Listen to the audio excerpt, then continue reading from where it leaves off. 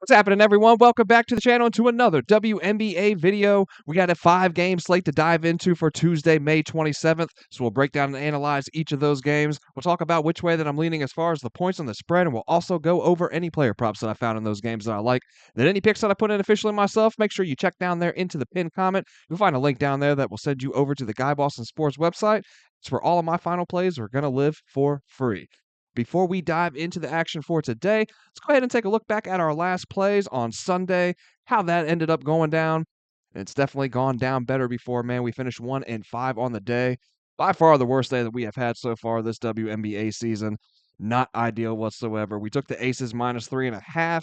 That does not cash. They get blown out. Took Angel Reese over 13.5 rebounds. She finishes with 12.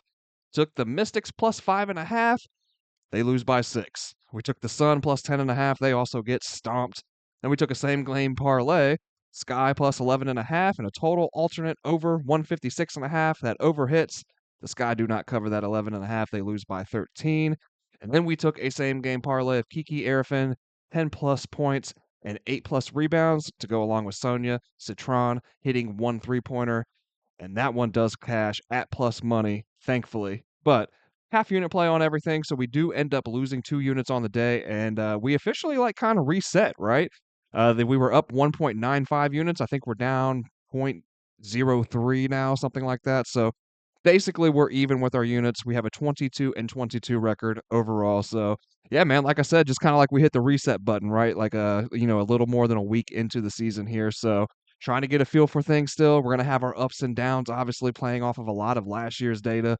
Like I've said a million times in these videos, you know what I mean, with a bunch of new rosters across the league, with a bunch of head coaching changes. So a lot to shuffle through, a lot to work through, but we'll get back on the right side of things, man, and we'll get back in the green before we know it. And let's start working towards that today here, man. We got 5 games to dive into, so plenty of opportunities to get back on the winning side of things. So let's go ahead and dive into it, man. If you guys could smash that like button down there for me and hit subscribe, greatly appreciate it. Let's go ahead and jump into the mix. We're going to be looking at the Golden State Valkyries taking on the New York Liberty in our first matchup. We're seeing some line movement here, man. The Liberty were up to, it was like 17.5 when I looked earlier. I'm seeing them as 15-point favorites now, and that total's dropped as well. It was at 168.5. We now see it at 165.5. It's going to be a 7 p.m. tip-off for this one. We'll get back-to-back games here between these two, both of them being played here at Barclays in New York. It's the second game of a 3-game road trip for Golden State, while New York is back home after a short 2-game road trip of their own. New York escaped out of Indiana, man, with a 2-point win their last time out. That was a thriller last Saturday, and they moved to 3-0 to open up the year in the process. The Valkyries, though, man, they're a surprising 2-1 to begin their season and franchise as a whole, right? The team it's really made up of like young players who really haven't seen a lot of action previously on their previous teams, mixed in with a lot of veterans who have mostly served as role players in their previous stops. So yeah, definitely surprising to see 2-1 to open up the year. And you can kind of see looking over the box scores, right, how the rosters comprise and how there's really just kind of a lot of question marks. Like, who is the go-to player here? The leading scorers have continued to shift with each game. It's one person one game, it's one person the next game, as well as the minutes, the rotations as well. So things are, a lot of question marks still over there with the Valkyries, but nonetheless, off to a 2-1 start still, surprisingly. And the thing that has been consistent with them, however, is their effort, right? They play hard and they play fully expecting to win. They aren't coming out and rolling over for anyone. But this feels like where they just kind of run into a brick wall, man. New York is on a whole other level, not only from the Valkyries, but most of the W as a whole. They're tops in the league offensively to open up the year. They haven't scored under 90 in any of their first 3 games, and they are leading the league in points per game at just under 94 points per. They are shooting a league high 49% from the field, and they are making the most 3-pointers per game in the W and converting those at a 36% rate. That is good for 4th overall. Golden State has seen their struggle scoring consistently so far, averaging just 75 points per game on a league worst 36% shooting from the field, and they also last in the W 24% shooting from deep. And then we've talked about the ball movement already from New York in prior videos covering their games open up this year. And the data just keeps supporting that more and more, man. They are currently second in the W for assists per game while only giving up the second fewest turnovers per outing as well. Golden State, on the other hand, they're sitting at dead last in assists per game, and they are turning the ball over at the 3rd highest rate in the league. The Liberty, they come into this one with a net rating of plus 16. That is tops overall, while the Valkyries sit at 10th with a negative 2.8 rating of their own. And Golden State's leaning heavily into the deep ball, right? They sit at fifth for percentage of their points scored from deep. But while New York is giving up the second most threes per game at the fourth highest shooting percentage, we already mentioned how, while Golden State may be looking towards the three ball more than the two, they aren't doing so efficiently with that dead last shooting percentage from outside. So I don't see much cause for concern here for New York in that aspect. And we're also seeing Golden State rely heavily on scoring in transition and off of turnovers, but those opportunities are going to be limited here, to say the least, against a Liberty team that doesn't really give the ball up too often. They sit at third for opposition's points scored off of turnovers and second for points allowed in transition. Then on the other side, we've seen the Liberty just straight feast in the paint, inside that restricted area, especially shooting first overall in the W. And then the Valkyries, man, dead last in that regard. They're giving up 76% shooting from inside the restricted area. So I'm not sure that I'm going to be able to get there laying this many points with the Liberty. I think the market agrees with that. That's why we've seen that number drop down. When I saw it at 17.5 earlier, I'm like, we're really expecting the Liberty to come out here and win by 18 points, man. Like, is it possible? Absolutely. They can come out here and win by 40. You always have to worry with New York with these double digit lines. They were horrible against the number last season in those situations. And the possibility of them being up big and resting players in the fourth quarter in a game like this is definitely a thing. And then we're facing the possibility of a backdoor cover. So I'll most likely stay off of the side with this one, but I am looking at the total, man. And if I play anything in this game, it'll most likely be a play on the points over the side. Despite New York's ability to put up 90 points a game, though, I am hesitant to look at Golden State being able to do their part in this one and help us get up over this line because I would be looking at it over. But we've seen that number drop, and I think that definitely plays into the fact that Golden State has just been so wildly inconsistent on the offensive end. And we have seen them improve their scoring output with each game, sure, right? 67 on the opener, followed by 76 and then 82. But this was against the Mystics and the Sparks twice. You know what I mean? These are two teams that aren't bringing in nearly the defense that we know that the Liberty are capable of playing. And that's the thing too. We haven't really seen New York buckle down on that end of the court at all this year, right? And play their best ball yet. So Golden State has hit the under in three, or each of their three games to open up the year, while the Liberty have hit the over in each of their three. Both teams are playing with a ton of pace, sitting at second and third in the W in that regard to open up the year. So, despite the Valkyries' issues, I think it'll be hard to look at an under full game here for me personally. So, instead, I would look at the Liberty team total and probably look at it over. I'm just like I said, I'm not sure Golden State can get enough points on the board, but I feel pretty confident that New York should be able to hit in the 90s again, right? Facing a defense that should have no answers for them offensively. It's like your only concern with that would be them, blowing them out. And like I said, they start resting players and then the pace slows down. Well, we saw a similar situation against Chicago and what they finished with 99 in that game. So, even when New York looks to their bench, they're such a talented and deep team that bench is going to come in and put some points up as well. So that's the look that I think I like the most in this one. If I play anything on this game here as far as a side or a total, that's probably where I'd be looking is the Liberty team total, taking that over. We could jump over here to Outlier, take a look at some props real quick. We can start with Natasha Cloud, man, because she's just been crushing everything, right? And let's look at her in her last five here. We'll just start with the points, man, because like we could look at her points and we kind of just go down the line with her, man. She has been on fire and really, really, really looking good with this New York team. This is last year's data here, but you can see obviously like she was crushing the number last year as well with Phoenix, and then comes in here to New York. This is the start of the season here, and she is well over this line for her points in each of the games to open up the season, right? And you can scroll down and look at the minutes, and like I said, the even in her case here, because this is the one thing with her you got to worry about as well is what if it's a blowout and they rest her, right? Well, similar situation in Chicago, she only played 26 minutes. I guess we can call that 27, right? 26.9, so about 27 minutes she played and still got way up over this line, hitting for 18 points. And like I said, we could just kind of go down the line here and look at her for her assists. It's the same thing. Two out of the three games played so far, she has hit over her assist total.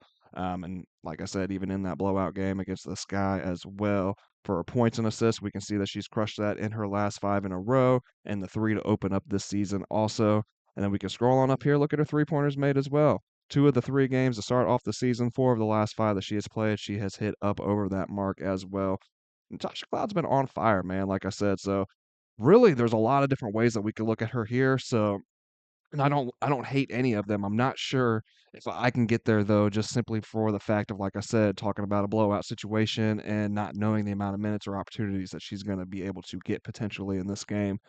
But it's still tempting, looking at her. Like I said, it's only one game, but in a blowout game already, we have seen her clear a lot of marks, right? So just playing a great, great, great game right now. So we'll see if we end up rolling with any Natasha Cloud props. But I also liked Temi Fogg Bentley of the Valkyries, looking at her points under 10.5. Now, New York holds their opponents to the lowest field goal percentage allowed from inside the restricted area. Um, you know, Fogg Bentley definitely has a mid-range jumper as well. She can shoot from the outside, but she's going to get a chunk of her points from down low, right, on putbacks and such to that nature. And so I definitely like this for her as well. And we can see that the data is definitely supporting this. We can see a lot of green in the last 10 games. Now, a lot of this data is also from last season when she was with Indiana as a role player. So we got to take that kind of with a grain of salt, right? She is definitely playing a more, you can see right here with the minutes, she's playing a much more increased role. 31 minutes, 27 and 26. This must have been one of the games at the very tail end of the season where most of the starters were resting and whatnot. Because you can see before she was definitely playing more of a role player role coming off of the bench there. But like I said, in a bigger role here, we can still see that she's hit under this mark in 2 of the 3 games played this season. So I definitely think there's some value there still. Definitely at minus 115 as well. Over there at BetMGM, it's definitely a good price to pay for this one here. And like I said, man, you're going up against that New York defense with Jonquel Jones and Stewie down there in the post. And they are both, they're good perimeter defenders as well. It's just a very good defensive oriented team. So I like this here, looking at Tammy Fogg Bentley under her points, under 10.5. But next up, we're going to be looking at the Dallas Wings taking on the Connecticut Sun. The Wings are 4.5 point favorites with a total sitting at 160.5. We have a 7 p.m. tip-off time for this one as well. Now, both these teams have opened up the year 0-4. With Dallas on the road here for the third game of a 4-game road trip, they are also bringing in a one-day rest advantage with them over the Sun. Now, Connecticut is back home after back-to-back on the road, and then they'll be right back out on the road for 2 more after this one. And the story of the season so far for the Sun have been second half collapses, man, as they've come out looking decent in the early stages of each game, but they just can't string it together for a full 40 minutes. And this makes sense when looking at their roster. This is a team that lost their entire starting 5 and head coach from last year's championship contending team. Then they brought back veteran Tina Charles, but she's also in year 15 and at the tail end of her career, playing for team number 5 in the last 5 seasons. So she's obviously a legend in this league, and has had an amazing career. But to expect her to deliver consistently at this stage of her career in the manner in which Connecticut needs, well, that's a big ask, I feel like. Marina Mabrey was also brought in midseason last year via trade, and she thrived in her six-player role with the team during their playoff run last season. But she has definitely struggled in a larger role here, and after having some higher expectations for her personally to open up the year, I'm beginning to wonder if a lead role is just too much for her, man, and if she's a player that just will be more suited for a like second or third option as opposed to that go-to player. The year is still early though, so let's not write her off just yet. We could very well see Marina grow into this new role as the season moves on. She definitely has the talent and the offensive skill set for it. Um, but man, now I mentioned her in our last video too, covering the Sun, but I really like their young center, Olivia Nelsa Adada. And I wish that the books would put some props out for her already, man. Let's get a rebounds prop for her. Let's get some points props. She's been crushing it out there, man. She's seen an uptick in minutes to begin the season, and she's taken full advantage for the Sun. Averaging no higher than 15 minutes per game in her previous 3 seasons. Here in year 4, we've seen her step into a starting role. And in 23 minutes per game, she's putting up a career high 11 points per game, 6.5 boards per, along with a block per outing as well. The Sun are going to have their hands full here, though, as the Wings may share with them an 0-4 record. But to the eye test, man, Dallas has definitely looked better overall as a whole than Connecticut, and just simply brings more talent to the court as well. The Wings are another team in the W that you look at their roster, man, and they kind of got some sneaky depth, man. Despite that 0-4 record, they have a solid 9-player rotation. But for better or worse, Orike Ogunbowale will shoot this team in or out of games, and so far it's been a whole lot of out of games, man. She hit for 21 points on 8 of 20 shooting in their second contest against the Lynx, also hitting 5 threes and 13 attempts in that game. But then in the Wings' other 3 games, man, we've seen her combine to go just 8 of 36 from the field and 1 of 15 from deep. So her struggles are definitely hurting the Wings so far this season, and it's going to be interesting to see If she can break out of the slump for one, and if not, if Dallas is going to move away from her rotation wise and look for other players to get involved, man, and get them more involved, right? So, like I said, there's a ton of talent over there, but so far it's been a lot of Enrique throwing up a lot of bricks. But honestly, man, Dallas hasn't shot the ball well from outside as a whole in general. Just Beckers and Harris have put up at least two 3-point attempts per game this season and converted at just a 30% rate even. The Wings are shooting just 29% from deep as a whole. And that's only 10th in the W. Then the Sun, man, they aren't faring any better in that regard. Offensively, they've been a mess to open up the year themselves. Second to last in 3-point shooting percentage at just 26%. Then a third worst, 37% shooting overall from the field. That's all good for just 68 points per game. That's also dead last in the W. So, end of the day, both of these defenses are struggling and both offenses are as well, right? But I would have to put my trust into the Dallas offense more than that of the Connecticut offense or Connecticut defense. The Sun have played at the slowest pace in the W this season, and we know Dallas is going to want to look to push the pace and could potentially cause some troubles for Connecticut in transition. Dallas is sitting at fifth for points scored off of turnovers, fourth for points scored in the paint, and second in fast break points, while the Sun are allowing the third most points off of turnovers, the fourth most from the paint, and are tied at fifth in terms of points allowed in transition as well. So the Wings are also third in the league for offensive rebounds, and they have scored the second most points on second chance opportunities.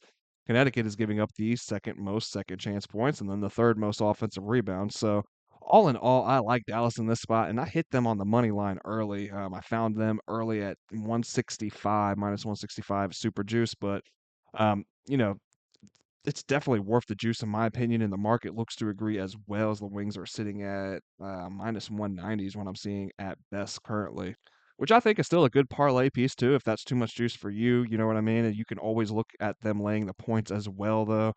But if it was me, I'd be more inclined to buy a point with Dallas still. If I was looking that way, man, get it down to 3.5.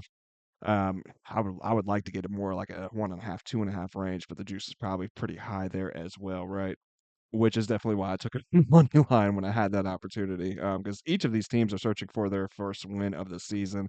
And while I think the Wings are the team that gets it done here and gets their first win, they are on the road. I could definitely see both teams coming in here fighting tooth and nail in this one, and we have a close finish, right? So I don't want to get caught up hoping for this Wings team to win by a couple possessions in what could be a down to the wire type game. So I like the money line here.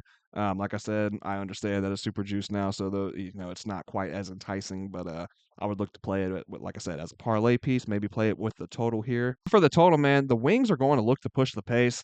And while Connecticut has looked horrendous on the offensive end and have hit three straight unders, I do think this is a spot where they should be able to find a little more success on that end at the least, as the Wings are by far the worst defense that they have faced this season. And then in that regard, this is a Wings team that has seen the defense of Minnesota twice, Atlanta, and Seattle. And while each of those teams defensively aren't quite where they were last year on that end just yet, they are still a far cry from how bad Connecticut has looked on that end this year. So Dallas is sitting at second to last in defensive rating. Connecticut is sitting at third from last. And then with the pace that I'm expecting in this one, I would look towards an over. Player prop I'd have my eye on would be DeJounte Carrington of the Wings, looking at her points over 10.5, because this is a revenge spot for her. We can get that at minus 110 over there at Hard Rock Bet. Pretty decent odds, and you can see overall Connecticut sitting at 11th in terms of points allowed. And then for guards, that does drop down to 8th, but we are still looking pretty good there, right? And we can scroll on down and look at DeJounte Carrington. Now, this is my concern because this is where we start for this season here. Previous data is her with the Sun, as we just talked about, right? This being a revenge game, but this is where this season starts, and we can see that she's hit at a 50% rate. But we scroll on down and look at the minutes, and that's where things get a little weird, man. Dallas's rotation has just been fluctuating as the season, just through these first four games of the season. And we can see that her minutes have been kind of up and down as well. And when the minutes are up, we see the production, and when they're down, we see a dip in the production, obviously. So that would be my concern here. Is she going to get the playing time? I would think so. Going up against Connecticut, her former team, I would think that they would get her out there. They know that she's going to be a little extra juice for this one. So I definitely think that I like this one here, but we'll just have to see if we end up playing this one or not. Then next up, we're going to be looking at the Seattle Storm taking on the Minnesota Lynx. We have the Lynx as 6.5-point favorites in this one, with a total sitting at 156.5. We have an 8 p.m. tip-off time for this one. Now, after getting embarrassed in their opener in Phoenix, Seattle has won 3 straight by an average of 11.5 points. That includes a 20-point win over the Aces their last time out, and they are now on the road here for the first of 3 straight games. Minnesota has got caught up playing down to competition now in back-to-back games, back-to-back wins at home, failing to cover double-digit spreads in both of those contests. They had to hold off the upstart Dallas Wings at the end of their matchup and then follow that up, falling behind to Connecticut early. They were down 4 after 1, then 10 by the half, and 7 entering into the fourth quarter. They then let the Sun balloon that lead up to 15 points with a little over 5 minutes to play before they finally woke up. And when they woke up, they showed us, again, who they are and what they're capable of, man. A 23-2 run over the final 5 minutes to complete a comeback and win by 6. 23-2. So, like I said, man, showing us their capabilities, right, and what they're capable of, but they cannot do this against higher quality opponents in the W. The thing is, man, this is a veteran unit led by one of the greatest coaches that this game has seen in Cheryl Reeve, right? So I fully expect Minnesota to bounce back here and have a great game. Then also, you got to consider the fact that the Storm are a much different team at home than they are on the road where they will be here. And we've already seen that again this year, right, with their blowout loss coming in Phoenix and then them winning both of their home contests by an average of 13.5 points. They consistently beat up on teams last year at home as well. They went 14-6 at home, winning by an average margin of 16 points per game. They would get us all on their side and screaming their praises, right? But then on the road, they fall apart. They went just 11-9. The Lynx, on the other hand, were the best team at home last season. They went 16-4. They beat up on the Storm themselves in each of their home victories over Seattle as well, man, winning by 9 and then 19. And the biggest news out of Minnesota, and the best news if you're a Lynx fan, is that sharpshooter Caleb McBride is back with the team. She joined Minnesota for practice on Sunday and is listed as a game time decision. Now, the thing with this is with her being out for personal, non-injury related reasons, it's hard to know with the little info that we've been given, how much is she going to play if she does play? Is she in game shape yet? It's one of those scenarios where like she might need to work herself back into game form, or maybe she's been working out still, maybe she's ready, right? And she comes in here hot and she starts dropping buckets. So with this one, we're just kinda have to wait out and see, but regardless, though, I like Minnesota at home here laying the points. I think looking at them early as well is worth a look, man. Maybe a first quarter or first half spread, depending on where we can get that number at for the reasons mentioned before. They've kind of played around with their prey before pouncing on them these last few games, right? But like I said, man, Coach Reeves is a beast. She's gonna have them ready to go here for this one. So I expect them coming out early, firing, man. And the Lynx, they have a net rating of plus 11.6. That's third in the W as compared to the Storm, who sit at 6 with a plus 4.4 rating. Minnesota is second in terms of effective field goal and true shooting percentage. Seattle is fourth and sixth, respectively. Storm are sitting at first for fast break points scored and third for points scored in the paint, but the Lynx are giving up the third fewest fast break points and the fewest points from the paint. Minnesota themselves is scoring the second most points in transition, while Seattle sits at just seventh for points allowed on the break. So, a lot of ways that we could look at it, but I'm only looking Minnesota's way end of the day and leaning the Lynx laying the points. For the total, the Storm smacked three unders to open up the year, man, before dropping 102 on Vegas, landing a full 26 points over the line for that one. Seattle is playing at the third slowest pace in the league, however, and it has to be noted in that 102-point explosion. They shot a staggering 50% from beyond the arc and 60% from the field, along with 10 of 12 shooting from the line.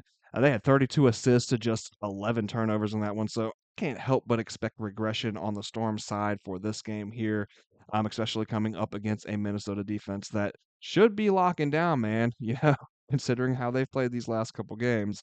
Minnesota was also down fee the last time that these two met, and the Storm smoked the Lynx. This was last year. They beat them by 28 points. So I'm expecting this team, like I said, I want this Lynx team to come out here and show me that they're going to lock up on the defensive end, right, and play better from the jump. And I would expect that. You consider the revenge factor from last season, the previous two games, how they have looked, how they've come out.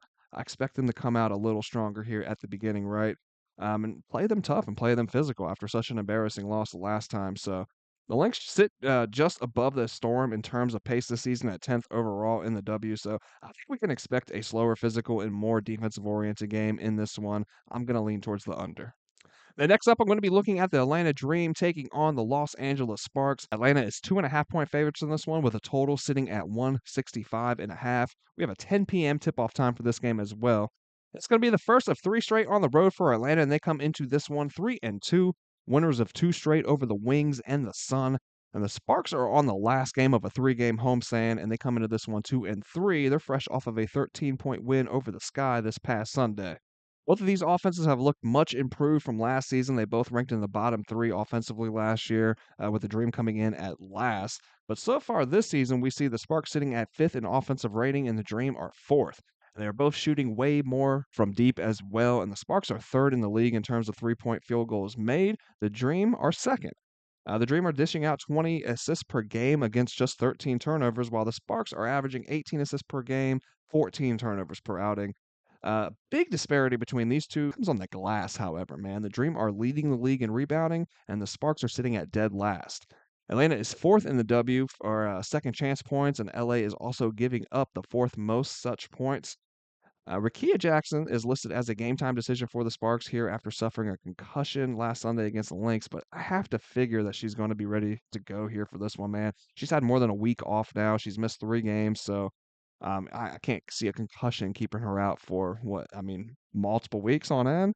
I would hope not, anyways, man. It didn't look like it was that big of a blow to the dome, but yeah, hopefully we see her back for this one. BG is a game time decision with a knee injury, as well as Tahina Papau, who suffered an injury to the face this past Saturday.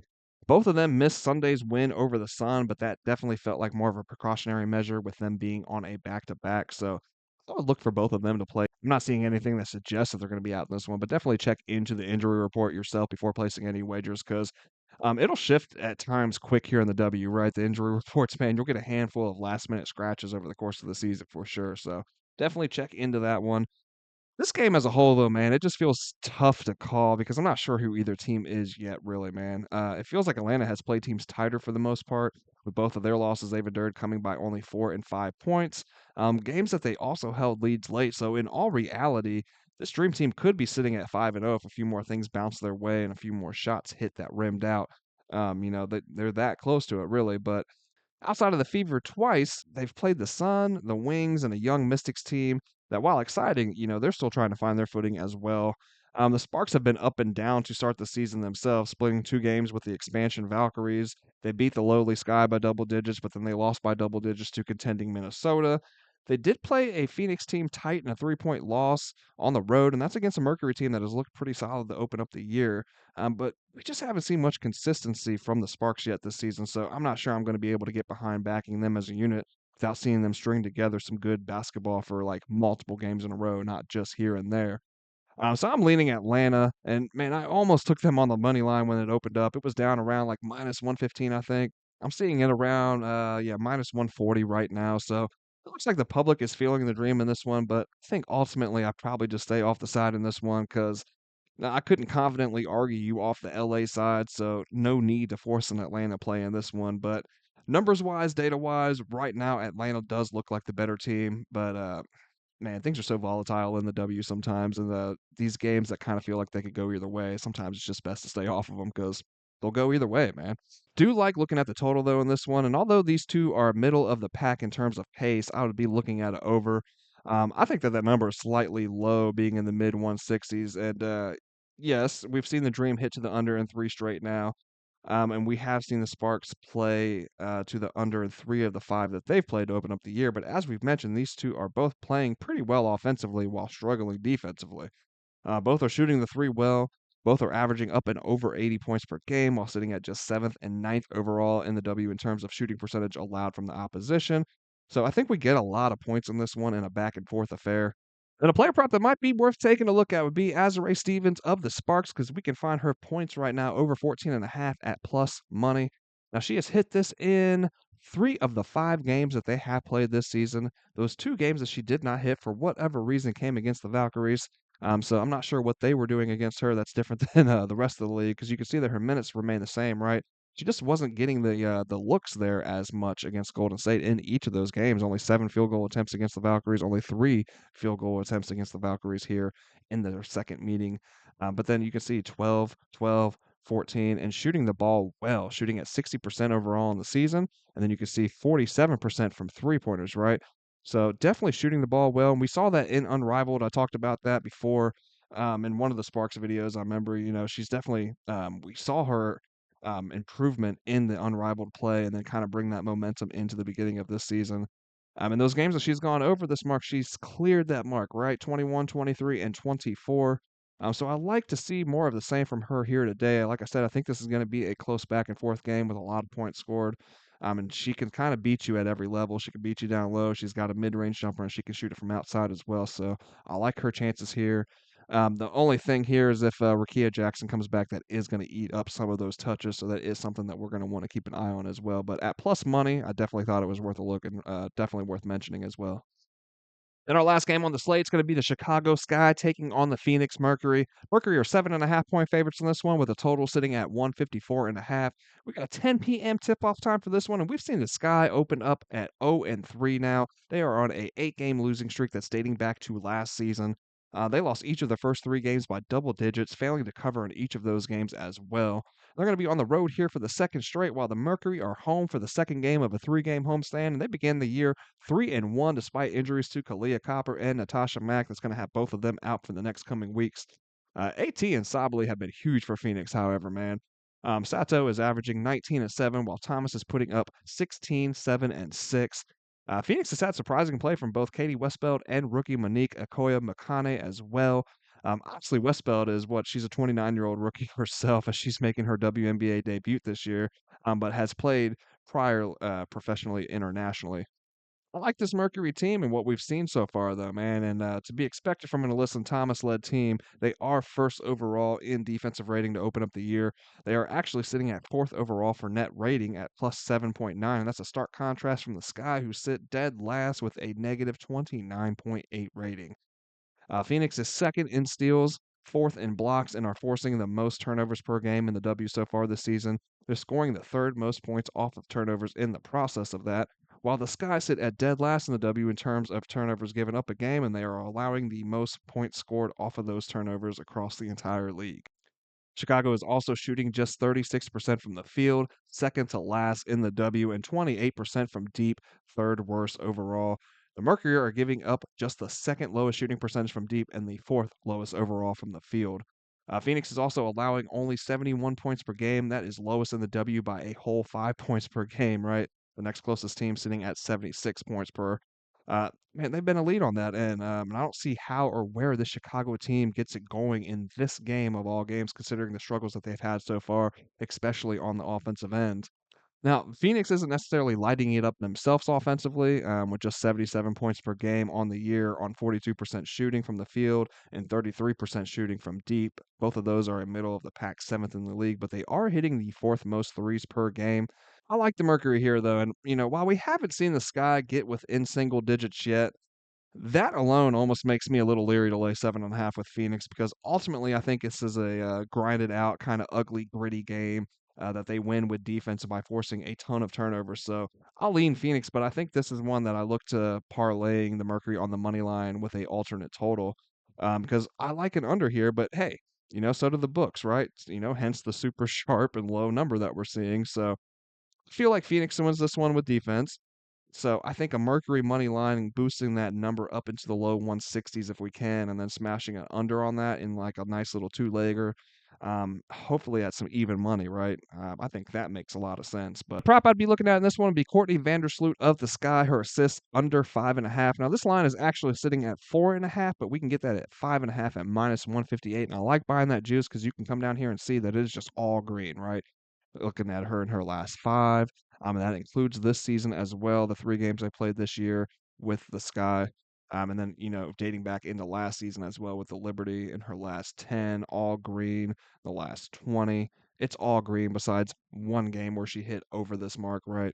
And even just looking at her for the course of the season last year, she was hitting at a 74% rate to the under on this mark here. And then head to head, we can see 100% rate against the Mercury as well. So I like this one, guys. You can look at that insight and see that she has failed to exceed this mark. She's failed to exceed that 4.5 assist mark in 16 of her last 18 games, averaging just 2.8 assists per game. So if you don't want to pay the juice, man, there's some value in that one as well, right? Under 4.5 at minus 125, but I like looking at it from that under 5.5 spot and just seeing all that green and getting that much more of a reassurance that this play is going to smack on us, right? And like I always say, man, profit is profit. If you are this confident that something is going to smack and all the numbers are telling you that it is most likely going to smack, Man, why not take it, right? Profit is profit. So that is going to wrap us up here, guys. Kind of a longer video with all the games on the slate. If you guys stuck around with me, man, I greatly appreciate it. Don't forget to smash that like button down there and hit subscribe if you have not already. Hope you guys found the content helpful and useful today. And I will see you guys back on the next one. Have a great night. Hope you guys all cash out. I'll see you tomorrow.